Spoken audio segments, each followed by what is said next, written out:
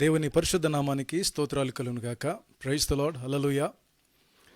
మంచిది, మరొక దినాన్ని దేవుడు మనకు అనుగ్రహించినటువంటి ఈ శ్రేష్టమైన సమయాన్ని బట్టి, మరొక దినమును బట్టి, మనకు అనుగ్రహించిన ఆయుష్ ఆరోగ్యాన్ని బట్టి నేను ప్రభుని ఎంతగానో స్తుతిస్తూ ఉన్నాను.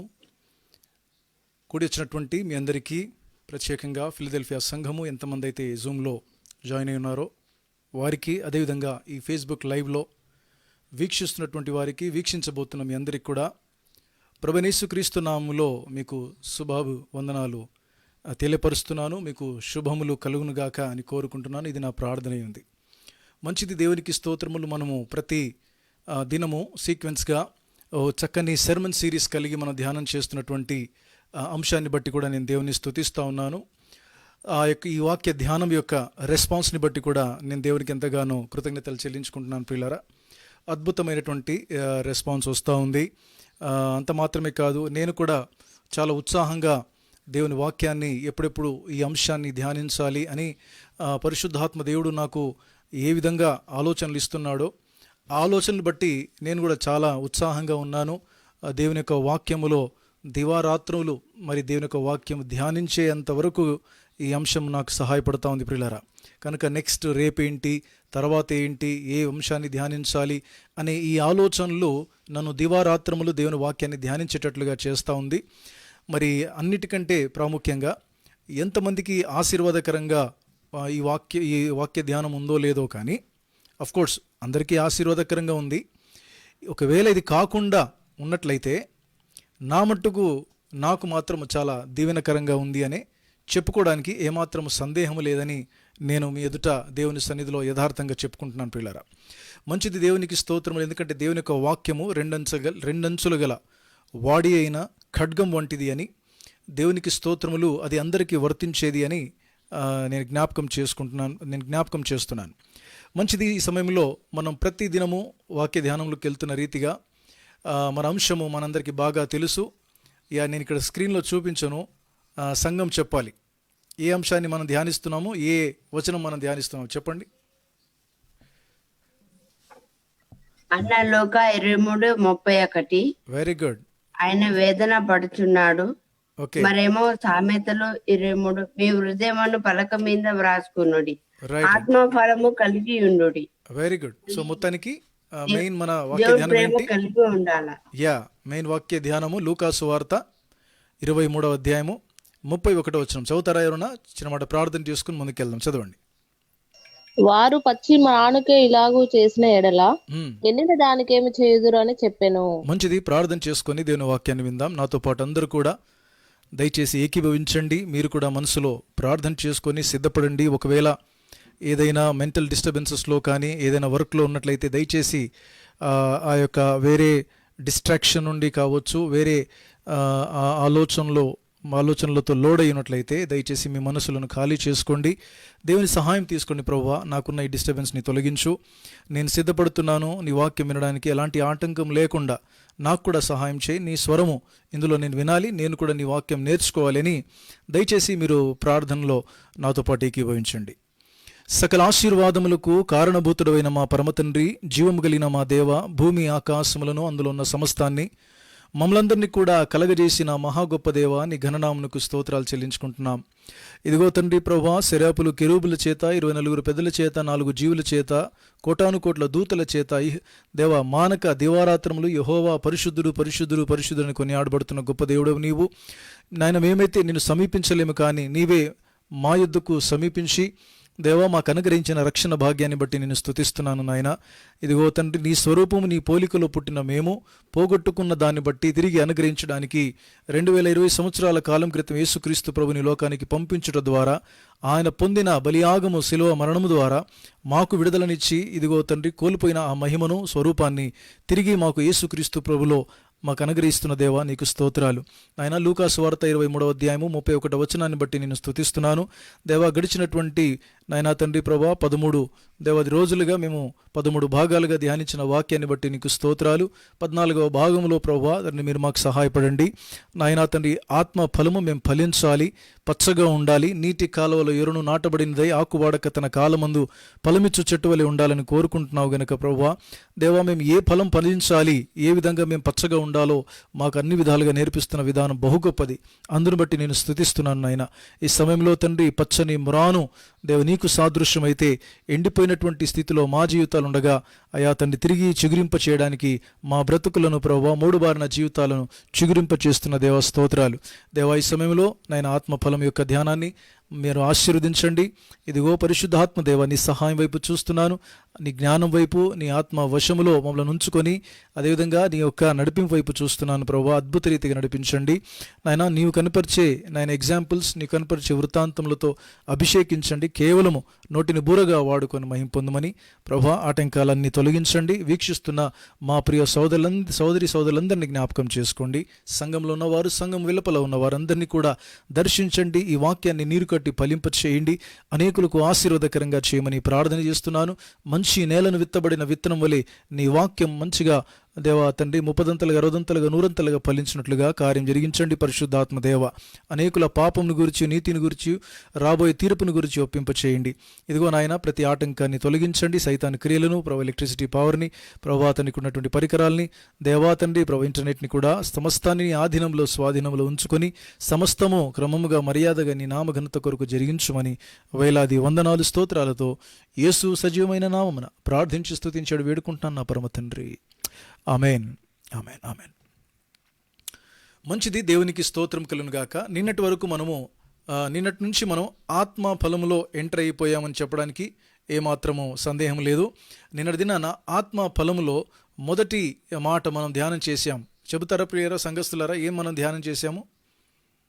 ప్రేమ అన్న. ఆత్మ ఫలము ప్రేమ. Very good. మొదటిది ప్రేమ. చాలా డీటెయిల్గా ధ్యానం చేసాం. ఒకవేళ మీరు మిస్ అయినట్లయితే నిన్నటి ఆ యొక్క ఆ భాగాన్ని చూడండి.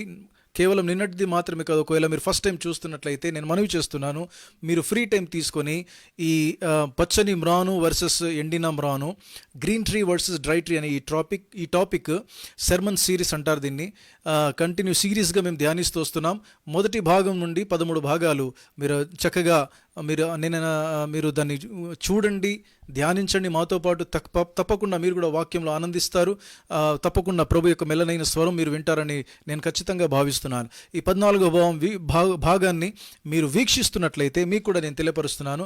నిన్నటి దినాన మేము ఆత్మ ఫలములో ప్రేమ అనే ఫలాన్ని ధ్యానం చేశాము.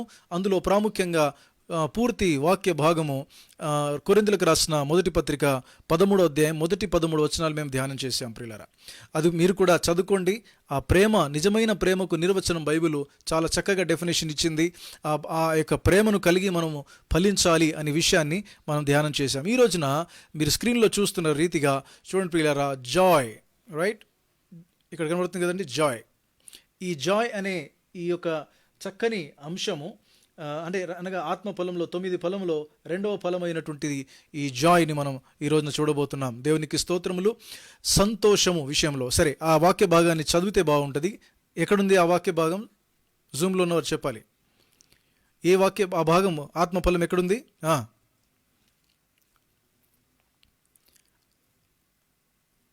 ఆత్మఫలం యొక్క భాగం ఎక్కడుంది ప్రియులారా? గలతీయులకు రాసిన పత్రిక 5:22 అమ్మా. గలతీ 5:22. యా, గలతీ 5:22. చదవండి తీసిన వాళ్ళు టకటక చదవండి.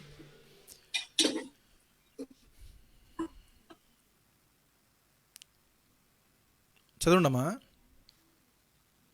ఆత్మఫలం ఏమనగా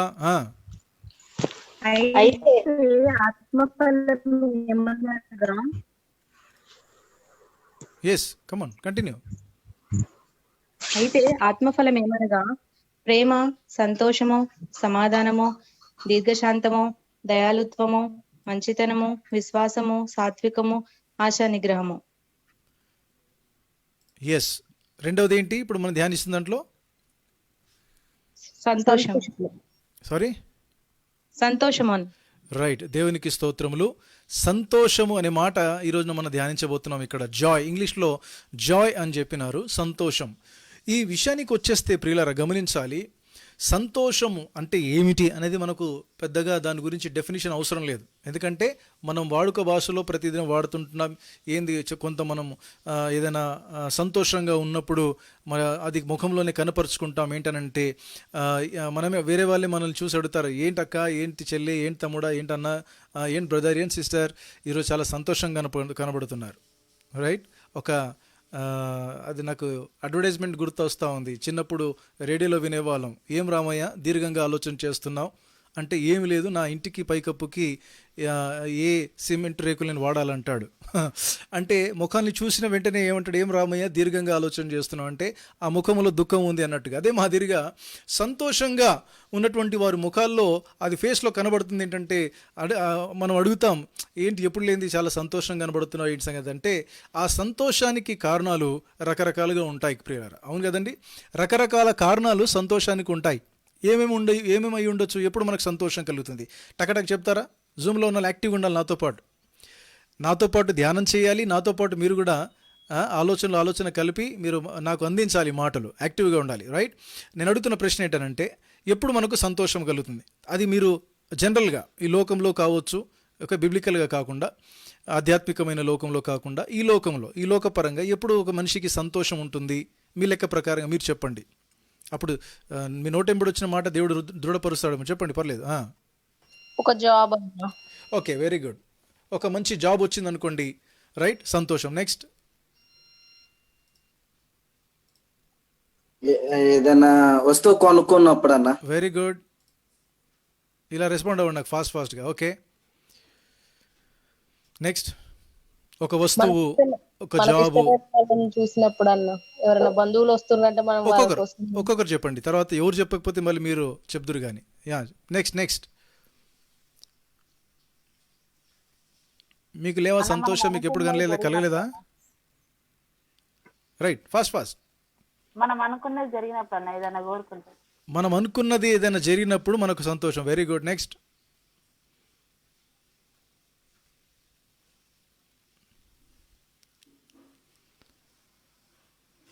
ఇంత ఆలోచన చేస్తున్నారా మిగతా వాళ్ళు? అంటే మీరు కూడా దీర్ఘంగా ఆలోచన చేస్తున్నట్టున్నారు రామయ్యలాగా. నెక్స్ట్. ఎప్పుడు సంతోషం కలుగుతుంది మనకి? ఏమైనా గిఫ్ట్ వచ్చినప్పుడు. వెరీ గుడ్, ఏదైనా ఎవరైనా మనకు వస్తువు గిఫ్ట్ ఇస్తే, రైట్, గిఫ్ట్ వచ్చినప్పుడు సంతోషపడతాం, అలా చెప్పండి. Very good, next.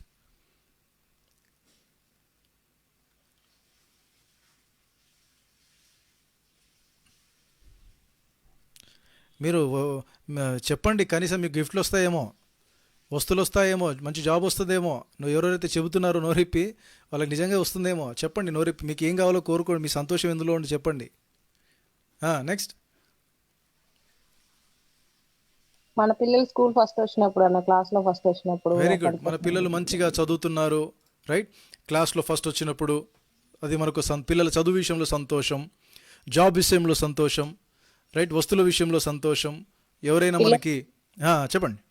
పిల్లలు చిన్నగా ఉన్నప్పుడు వాళ్ళు చెప్పే ముద్దు మాటలకు కూడా చాలా సంతోషంగా అనిపిస్తుంది. రైట్. చిన్నపిల్లలు ఎదుగుతూ ఉన్నప్పుడు, రైట్, వాళ్ళు అప్పుడే మాటలు నేర్చుకుంటున్నారు అనుకోండి, రైట్, వాళ్ళ యొక్క మాటలు వింటూ ఉంటే మనకు తల్లిదండ్రులకు సంతోషం అనిపిస్తుంది. Very good. ఇంకా మనం ఏదైతే కోరుకుంటే అది నిజంగా అయితే అప్పుడు మనం కోరుకున్నది నెరవేర్చబడినప్పుడు. వెరీ గుడ్, దేవునికి స్తోత్రం. ఈ రకంగా ఎందుకు నేను అడిగినానంటే, ఇన్ జనరల్గా చాలామంది యొక్క ఆనందం, చాలామంది యొక్క సంతోషం ఇందులోనే ఉంటుంది ప్రియులారా. ఎస్, నో తప్పులేదు, చాలా సంతోషం. జాబులు పొందుకోండి, సంతోషించండి. వస్తువులు పొందుకోండి, సంతోషించండి. ఆ తర్వాత మీకు ఇష్టమైనటువంటి వస్తువులు కొనుక్కోండి, అందులో సంతోషించండి. రైట్, పిల్లల విషయంలో, వాళ్ళ చదువుల విషయంలో సంతోషించండి.